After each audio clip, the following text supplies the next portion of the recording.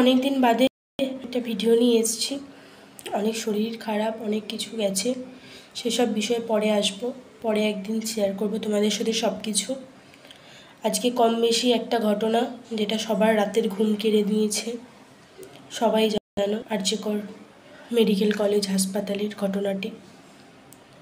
সব এই রাতের অন্ধকারে আবারও একটা ঘটে গেল। এটা নিম্নতম, এটা জঘন্যতম একটি কি না মেয়েদের প্রতি। সারাদিন ডিউটির পর মেয়েটি একটু ঘুমাতে গেছিল, একটু রেস্ট নিতে গেছিল। সে ভাবতে পারেনি তার রেস্টটা এত বড় একটা কষ্টকর দায়ক হয়ে উঠবে। এত স্বপ্ন নিয়ে, এত কষ্ট করে, এত ডিগ্রি অর্জন করে, বাবা মার এত কষ্ট করে সেই মেয়েটিকে মেডিকেল কলেজে হাসপাতালে ডাক্তারি পড়তে পাঠিয়েছে এবং সেও অনেক স্বপ্ন নিয়ে ডাক্তার হতে গেছে। তার এরকম হবে সে কখনো ভাবতেই পারেনি, তার শেষটা এরকম হবে সে কখনো ভাবতেই পারেনি।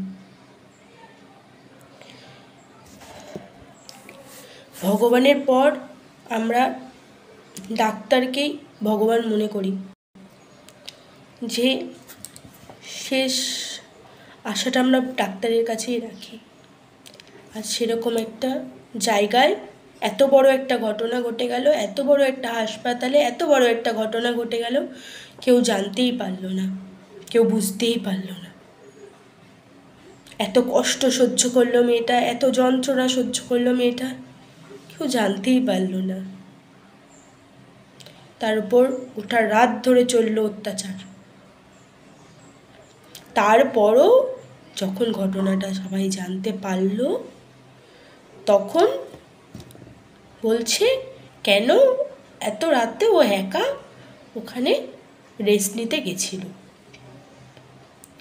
তাহলে বলি, মেয়েরা কি একা কোথাও থাকতে পারবে না?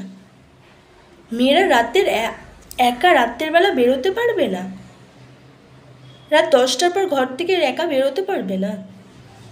ছোট ড্রেস পরতে পারবে না? আজও ড্রেস জামা পরলে গায়ে ওড়না নিতে হবে।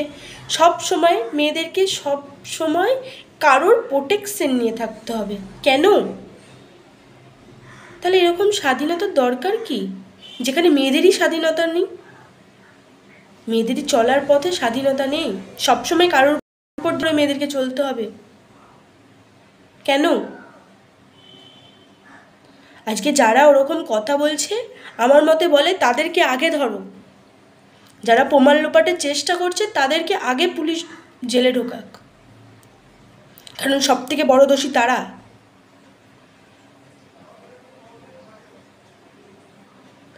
সব কিছুর বিনিময়ে একটা মেয়ের দোষী হয়।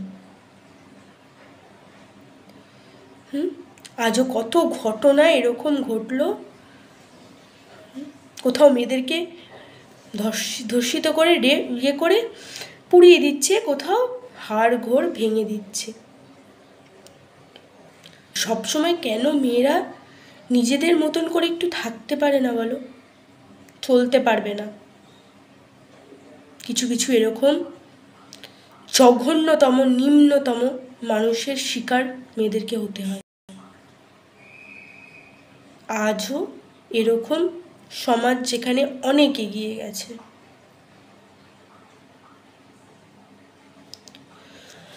প্রত্যেকটা মেয়েকে বলা উচিত এখন আর লক্ষ্মী না, কালী রূপ দেখাও। কিন্তু এই ঘটনাটার পর যেই মানুষগুলো অপরাধী, তাদের কঠিনতম শাস্তি দরকার। হয়তো শাস্তিতে মেয়েটাকে আর ফিরে পাবো না, তার বাবা মার কোলে সেই মেয়েটাকে আর ফিরিয়ে দিতে পারবো না, কিন্তু শাস্তি পেলে তাদের মনটা অন্তত শান্তি পাবে। সেরকম ভয়ানক শাস্তি চাই, যেরকম মেয়েটি শুতে ঘটে গেছে রাতের অন্ধকারে। মেয়েটি বুঝতেও পারেনি, মেয়েটি জানতেও পারেনি। আর বেশি কিছু বলবো না। এর প্রচুর শাস্তি চাই, এইটুকুনি বল।